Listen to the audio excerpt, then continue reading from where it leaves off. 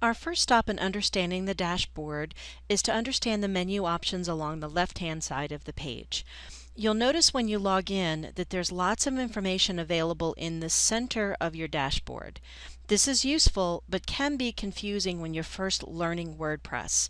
So to begin, let's focus purely along this left-hand side of the page.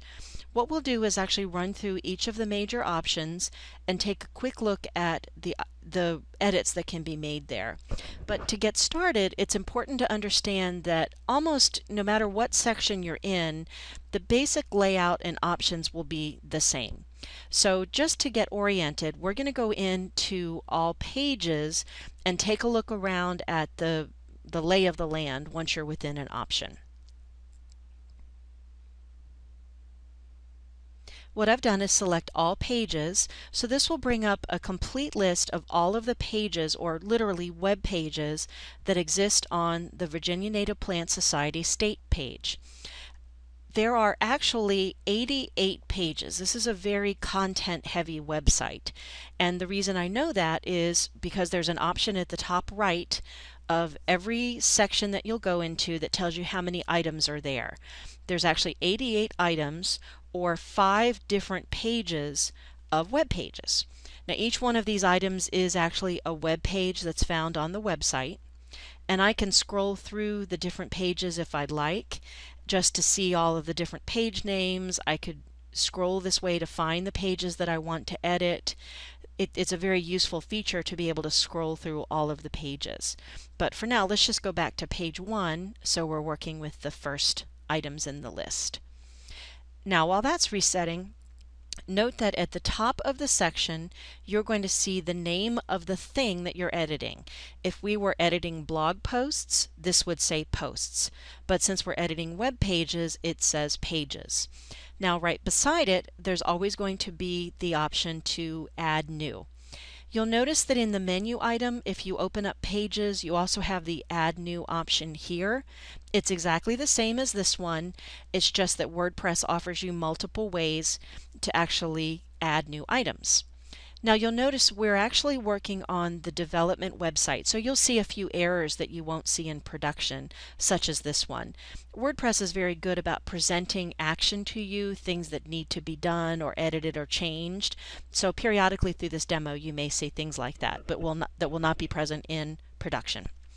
Now, you'll notice as well as a count of how many items you have. You've also got some options over on the left. Now I can see that there are actually 88 total items in the list. Of those, 85 are published, which means they've been made public and available on the website. 3 happen to be in draft form, and 4 have actually been sent to the trash. Now the trash is very much like the recycle bin on your Windows desktop. You can send items there, but you can also retrieve them within a certain time frame should it be needed. Be careful about sending items to the trash, but you do have a little bit of a wiggle room to get that back should you delete an error. Now, once I can see the list of items, note that if I hover over a particular item, such as this Board of Directors page, I can actually see a list of menus that comes up. Or pardon me, a list of menu options. I have Edit, Quick Edit, Trash, and View. As a rule, if you're going to be editing a site page, you're going to go right to Edit. Quick Edit is only good if you need to edit some very basic info, such as the title of the page, so you'll find you won't use that as much. If you want to actually delete the page, you can choose the Trash option, or you can use View to view it as the public would view it on your website. Let's take a look quickly at what happens when we hit the Edit option.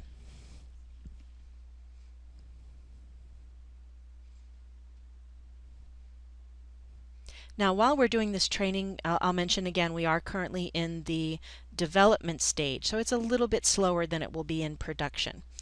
Now, you'll note that this is an active page on the site, and I can tell that because the status here is published. But let's take a look at all of the different elements on the page, just to give you a little bit of a feel for the lay of the land. Now, it's important to note that different types of content, for example, posts versus pages, will have different items and different options on the page. But once you get a feeling for how the pages are laid out, it's not difficult to move back and forth between the different types. Just about everything will have a title, and in this instance it's the title of the page, Board of Directors. You'll see what the link will be. Now notice there are edit options, but these should not be edited as a rule.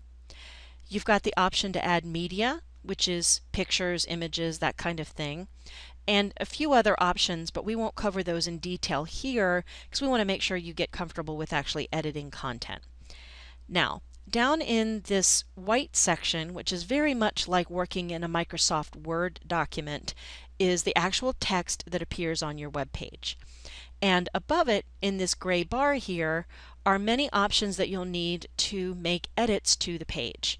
Now, everyone who will be editing the websites will have a training document, and on that training document there is a list, sort of a legend and a key that tells you what each one of these options does. So we won't cover all of them, we just want to get you basically comfortable with working with the options. But be aware that all of the content that's here in this white section can be edited using the options in this bar up here. We'll cover a little bit more when we add a brand new item, but for right now let's just keep looking at the options on the page. Now you'll see that you have some options, for example, mobile page template, WP members. For the most part you're not going to work with those at all. You're going to work with this status section. Now this is already a published page, so if we made any changes whatsoever to the page, let's say we change this to June, December, and February, and we needed to publish that, we would actually click on the Update button, and that would immediately commit those changes and update the changes to the website. There are a few other options, but again, let's just cover those as we add a brand new item so you get a feel for everything that's here. But again, to recap, you're always going to have the name of the item you're working with, an Add New option, a title, and then a white section where you'll actually build the content of the website. You'll have a menu bar that you can use for editing the text and the content here. You can add bullets, you can change the style to make it more bold and perhaps a different color. And then when you're done making edits, you'll always see this blue button where you can actually update and make changes to the site. So we'll continue running through in the next section, actually adding a new item now that we've covered the layout of a WordPress page.